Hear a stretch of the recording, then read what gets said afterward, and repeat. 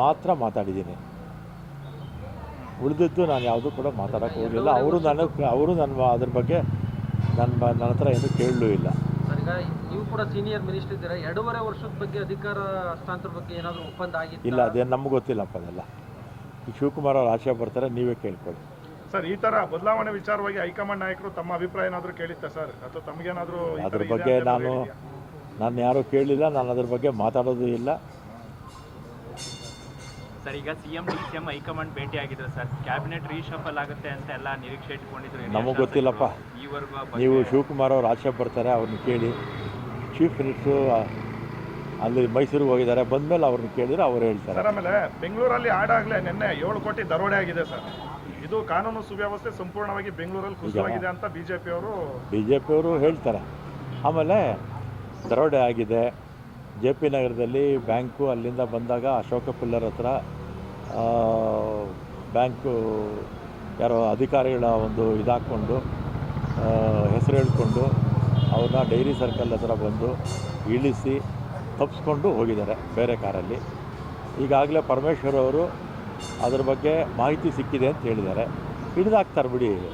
ಅದೇನು ಪೊಲೀಸವ್ರಿಗೆ, ನಮ್ಮ ಪೊಲೀಸವರು ದಕ್ಷರಿದ್ದಾರೆ, ಹಿಡಿತಾರೆ. ಮತ್ತು ಅವ್ರಿಗೆ ಬೇಗ ಶಿಕ್ಷೆ ಕೂಡ ಆಗೋ ರೀತಿ ಬೇಗ ಮಾಡಬೇಕಷ್ಟೇ. ಬೆಂಗಳೂರಲ್ಲಿ ಇಂಥ ಆಡಾಗಲೇ ಇಂಥ ದರೋಡೆ ನಡೆದಿರ್ತಕ್ಕಂಥದ್ದು ಇದೇ ಮೊದಲು. ದರೋಡೆ ನಡೆದಿದೆ ಅಲ್ವಾ? ಅದಕ್ಕೆ ಪೊಲೀಸವರು ಸೂಕ್ತ ಕ್ರಮ ತಗೊಂಡು ಅವ್ರನ್ನ ದರೋಡೆ ಮಾಡಿದವ್ರನ್ನ ಹಿಡಿಯುವಂಥ ಕೆಲಸ ಮಾಡ್ತಾರೆ. ಆಮೇಲೆ ನಮ್ಮ ಪೊಲೀಸು ಭಾಳ ದಕ್ಷ ಪ್ರಾಮಾಣಿಕ ಅಧಿಕಾರಿಗಳು ನಮ್ಮಲ್ಲಿ ಹೆಚ್ಚಿನ ಸಂಖ್ಯೆಯಲ್ಲಿ ಇರೋದರಿಂದ ಈ ಥರದ ಘಟನೆಗಳು ನಡೆದಂಥ ಸಂದರ್ಭದಲ್ಲಿ ತಕ್ಷಣ ಅವರಿಗೆ ಹಿಡಿದು ಬಂಧಿಸುವಂಥ ಕೆಲಸವನ್ನು ಮಾಡ್ತಾರೆ ಅಂತ ವಿಶ್ವಾಸ ನನಗೂ ಕೂಡ ಇದೆ. ಸರ್ಕಾರಕ್ಕೆ 2.5 ವರ್ಷ ಪೂರ್ಣ ಆಗಿದೆ ಸರ್. ಏನೇನೆಲ್ಲ ಸಾಧನೆ ಆಗಿದೆ, ಮುಂದೆ ಏನೇನು ಆಗಬೇಕು? ಅದನ್ನು ಈ ಸಾಧನೆ ನಾನು ಈಗ ಕೇಳಿದರೆ ಒಂದು ಪುಸ್ತಕನೇ ಒಂದು ಕೊಡ್ಬೋದು. ಸರ್, ಈಗ 2.5 ವರ್ಷದ ಸರ್ಕಾರದಲ್ಲಿ ನಿಮಗೆ ತೃಪ್ತಿ ಇದೆಯಾ? ಇದಕ್ಕಿಂತ ಹೆಚ್ಚಿನ ಕೆಲಸ ಮಾಡಬೇಕಂತ ನಿಮ್ಮ ವಿಚಾರ ಇದೆಯಾ?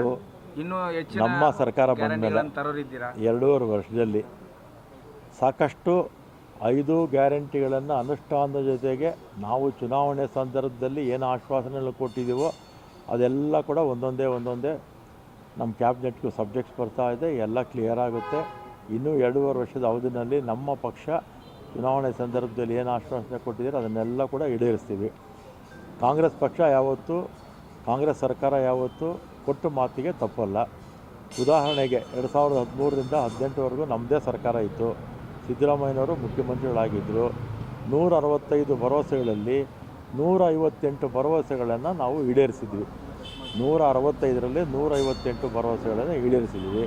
ನಾವು BJP ಥರ ಒಂದು ಹೇಳೋದೊಂದು ಮಾಡೋದೊಂದು ಮಾಡೋಕ್ಕೆ ಹೋಗಲ್ಲ. ಯಾಕೆ ಮಾತು ಹೇಳ್ತೀನಿ ಅಂದರೆ, BJPಯವರು 2018ರಲ್ಲಿ 600 ಆಶ್ವಾಸನೆ ಕೊಟ್ಟಿದ್ದರು. ಎಷ್ಟು? 600 ಆಶ್ವಾಸನೆ ಕೊಟ್ಟಿದ್ದರು.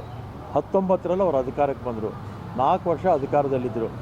600 ಆಶ್ವಾಸನೆಯಲ್ಲಿ ಅವರು ಈಡೇರಿಸಿದ್ದು ಕೇವಲ 60. 600 ಆಶ್ವಾಸನೆಗಳಲ್ಲಿ ಈಡೇರಿಸಿದ್ದು BJP ಸರ್ಕಾರ ಕೇವಲ 60. ಅದರಿಂದ ಮಾತು ಕೊಟ್ಟ ಮೇಲೆ ಕಾಂಗ್ರೆಸ್ ಪಕ್ಷ ಉಳಿಸ್ಕೊಳ್ಳುತ್ತೆ.